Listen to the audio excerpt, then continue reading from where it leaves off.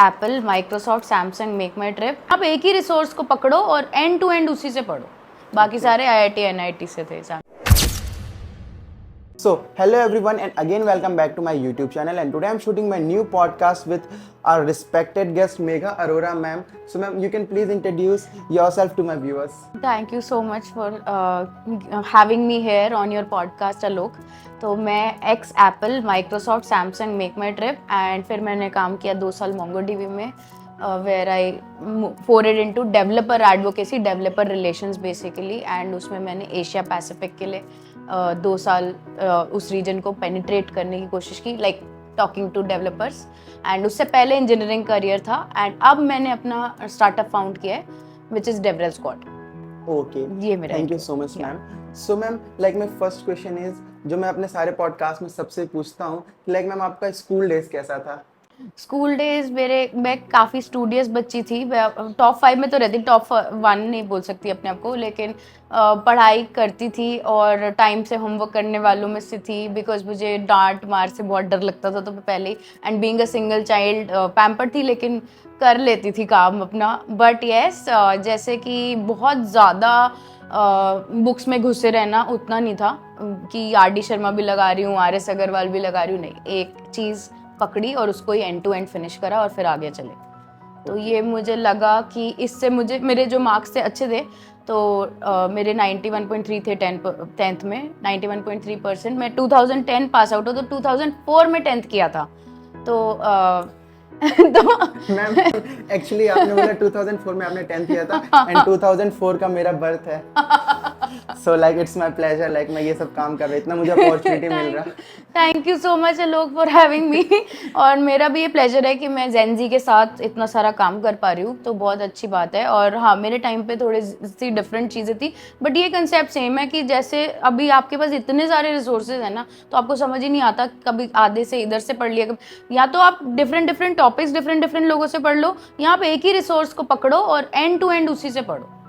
अलग अलग जगह भागने से कभी भी नहीं होगा, ना पहले ना अभी। मैम मेरा ये क्वेश्चन रहता है हमेशा मेरे माइंड में पर्सनली, लाइक मैम जैसे कि आप लोग के टाइम पे रिसोर्सेस नहीं थे, पहले के टाइम में यूट्यूब पे भी उतना नहीं आया था, कोविड के बाद और रिलायंस जियो के बाद इतना ज़्यादा हम लोग को मतलब ये अपॉर्चुनिटी मिल रहा है सोशल मीडिया पे। बट मैम हम लोग जैसे स्टूडेंट्स हैं उसमें कंफ्यूज हो जाते हैं कि क्या पढ़ना है। गीक्स फॉर गीक्स पे संदीप जैन सर, स्ट्राइवर भैया का शीट, बहुत कुछ है DSA के लिए। बट हम लोग करते क्या है कि थोड़ा सा स्टार्ट करेंगे, 2 दिन स्ट्राइवर भैया का किए, 2 दिन के बाद फिर हम लोग जंप कर रहे हैं गीक्स फॉर गीक्स पे, 2 दिन बाद फिर हम लोग वेब डेवलपमेंट करने जा रहे हैं।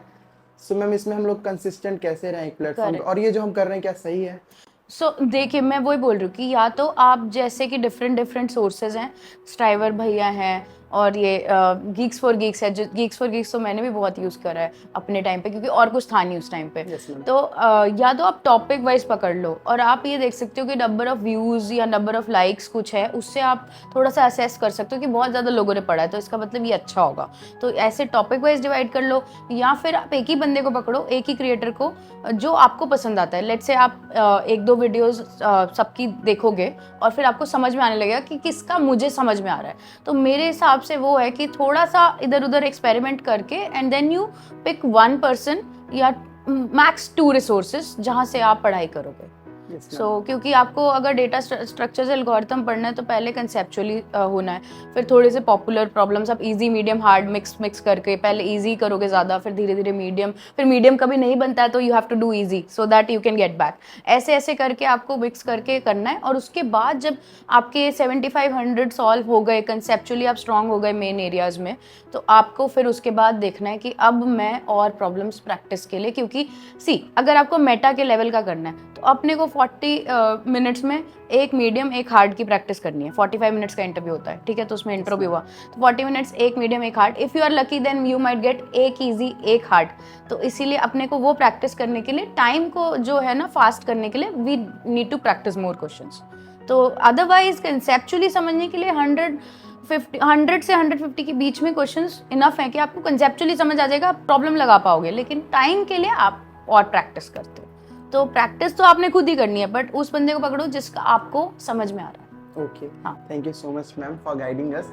सो मैम लाइक हम लोग ने आपके कंपनी के बारे में बात कर लिया, आपके बारे में बात कर लिया कि लाइक आप एप्पल में भी काम कर चुके हो, Mongo dB, Samsung, but ma'am हम लोग ने आपके कॉलेज के बारे में बात नहीं किया कि आप किस कॉलेज से आ रहे हो। ओके, तो मैं महाराजा Surajmal institute of technology Guru Gobind Singh Indraprastha university से आ रही हूँ, टीयर 3। Yes, but ma'am. जब मैं कॉलेज से पास आउट हुई थी, 4 साल मैं क्लास रेप भी थी और ईसी से पास आउट हुई थी। बट मेरे पास 5 ऑफर्स थे, सारे ऑफर्स आईटी के थे, क्योंकि मुझे शायद जब मैं कॉलेज में थी तो धीरे धीरे सेकेंड ईयर में रियलाइज़ हुआ कि मैं कोडिंग में बेटर हूँ। मेरे पास 11th में भी कंप्यूटर साइंस थी। Yes, तो मुझे जो है, मैंने थोड़ी सी कोडिंग तब सीखी थी C++ में, और कॉलेज में फिर सी सीखी और फिर थोड़ी सी जावा सीखी खुद से आउट ऑफ इंटरेस्ट। वो कॉलेज करिकुलम इसी का पार्ट नहीं थी। Yes, ma'am. तो वो सीख के फिर I got 5 offers, TCS, Infosys, Accenture, Samsung and one more. तो Okay. तो फिर वहाँ से मैंने सैमसंग से स्टार्ट किया था। सो मैम अभी मेरे माइंड में एक और नेक्स्ट क्वेश्चन आ गया है।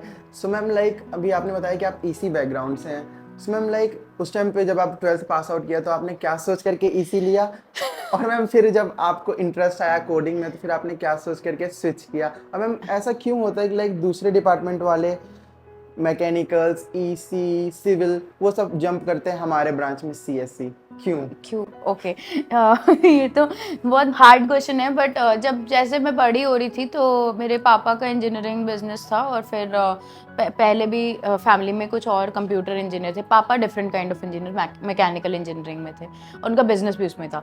तो अभी ये हुआ कि देखो, लॉयर और डॉक्टर में तो बहुत मेहनत है, और लेकिन इंजीनियरिंग करके शॉर्ट जॉब मिल जाएगी, एक बिजनेस में काम कर सकते हो। तो हमने कहा ठीक है, हम इंजीनियरिंग के लिए प्रिपेयर करेंगे। फिर जब मैं इंजीनियरिंग के एंट्रेंस वगैरह दे दिए, फिर जो रैंक्स आए उसके हिसाब से जब काउंसलिंग वगैरह गई, तो तब मेरे को किसी ने तो सजेस्ट किया कि तुम जो है अपना देख लो, इलेक्ट्रॉनिक्स ले लो, क्योंकि इलेक्ट्रॉनिक्स में दोनों ऑप्शंस खुले रहेंगे, इलेक्ट्रॉनिक्स एंड कम्युनिकेशन में दोनों ऑप्शन खुले रहेंगे। तो तुम वे टाइम डिसाइड कर पाओगे कि तुम्हें क्या ज़्यादा पसंद आ रहा है। तो मैं इलेक्ट्रॉनिक्स लैब्स में भी अच्छा स्कोर करती थी, बट इलेक्ट्रॉनिक्स से ज़्यादा मुझे वो ईजी और इंटरेस्टिंग लगता था, तो that is why I moved. मेरा ये रीज़न था। बट हाँ, काफ़ी लोग ये इसलिए भी मूव करते होंगे दूसरी ब्रांचेस से, खासकर कोर ब्रांचेस से, कि जॉब अपॉर्चुनिटीज़ इसमें ज़्यादा हैं और उसमें कम है। लेकिन मेरा पैसे भी ज़्यादा है, पर मेरा सच में रीज़न था कि मेरे को वो ज़्यादा पसंद आ रहा था, तो मैं उसमें चली गई, और मेरे को मिले भी। मेरे ऑफर्स भी ऐसा नहीं था मेरे सब बच्चों के इतने थे। I was only like top 6 students जो हुए थे सिलेक्ट सैमसंग में, तो मैं वन ऑफ देम थी। बाकी सारे IIT NIT से थे सैमसंग में, जो बैच था हमारा 94-96 लोगों का। Yes ma'am. हाँ, so thank you so much ma'am. So ma'am like ऐसा बहुत लोग मानते हैं कि जैसे कि 12th के बाद हम लोग को IIT मिला तो वो हमारे लिए सक्सेस है, उस हिसाब से फिर हमारे जो रिलेटिव्स हैं, घर वाले देखते हैं। और लेकिन जिसको अगर जैसे आप हो गए एग्जांपल, जैसे आज जो भी गेस्ट हैं जिनके साथ मेरा पॉडकास्ट होना है, they are not from IITs, but फिर भी उनको इतना सक्सेस अचीव कर रहे हैं, तो मैम प्लीज़ उसके बारे में थोड़ा बताइए। मैं यही बोलूँगी यार, ऐसा कुछ भी नहीं है। कुछ लोग बोलते हैं कि IIT NIT वाले ही कर सकते हैं। कुछ स्टार्टअप फाउंडर्स, मैं नाम नहीं लूँगी, शायद आपने भी सुना हो कि IIT NIT वाले नहीं, हमें नॉर्मल लोग चाहिए। कुछ भी, सबका अलग अलग पर्सपेक्टिव है। मैं इसको ज़रा जेनेरिक आंसर देती हूँ। तो देखो, मैं खुद टीयर 3 से हूँ, मैं किसी और पे क्यों जाऊँ, मैं खुद टीयर 3 से हूँ। बट मैंने सारी ब्रांड्स के साथ काम कर लिया, जिनके साथ मुझे लोग बोलते थे कि पॉसिबल ही नहीं है इन ब्रांड्स में घुसना भी। राइट, मेरे को क्या बोला नहीं किसी ने, बहुत लोगों ने बहुत कुछ बोला कि नहीं होगा, नहीं होगा, नहीं पॉसिबल नहीं है। मैंने ठान लिया कि नहीं, मुझे जाना है, व्हाटएवर इट टेक्स। मैं इंटरव्यूज में जाती थी, रिजेक्ट होती थी, वहाँ पे मुझे पता चलता था ओ ये भी पढ़ना है, ये भी पढ़ना है, ये भी पढ़ना। And then I used to start like studying it, और फिर मैं धीरे धीरे आई यूज्ड टू नो कि okay, I started getting to know कि क्या रिसोर्सेज हैं।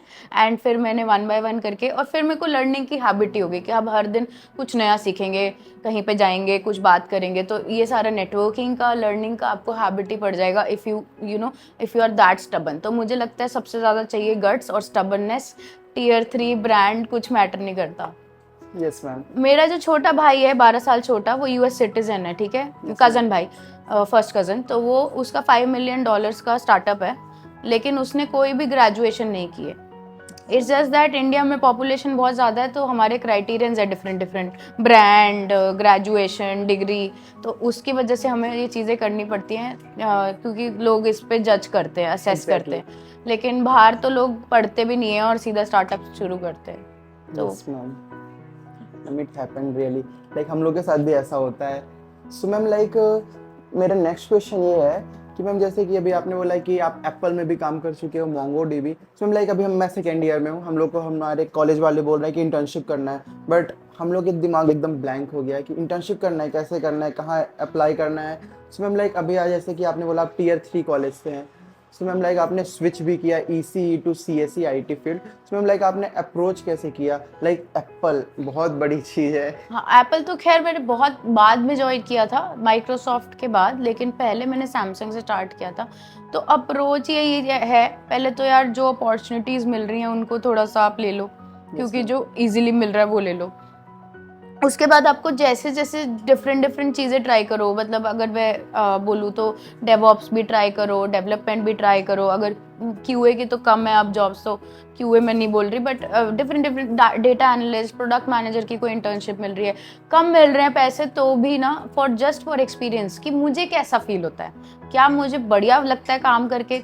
तो ऐसी जॉब ढूंढने की कोशिश करो, ऐसा रोल जिसमें आपको काम करके मजा आए और थकान नहीं महसूस हो। Yes ma'am, exactly. तो वो जब आपने ढूंढ लिया फोर्टे, फिर उसके अंदर यू नीड टू ग्रो, मतलब पहले एक्सपीरियंस के लिए करोगे, फिर पैकेज बढ़ाओगे, तो इस तरह का चलेगा।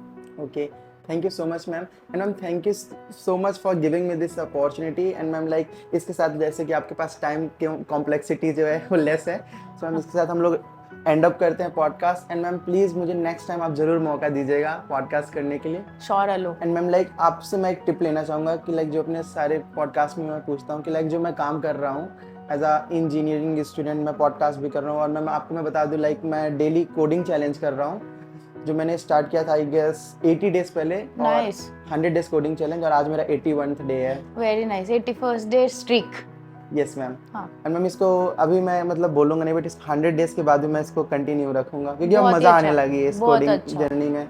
बहुत ही अच्छा कर रहे हो, करते रहो। तो ये अच्छा कर रहे हो, एंड अवेयरनेस की भी कोई वो मतलब जितने भी लोग अवेयरनेस क्रिएट करें, अच्छी बात है। It's a good thing to have this YouTube channel. In fact I am also stepping in to that journey, क्योंकि इतने लोग हैं, मिसगाइड भी हो जाते हैं, तो अच्छे क्रिएटर्स गाइड करेंगे, तो it's good to do that. तो you are doing good things for community.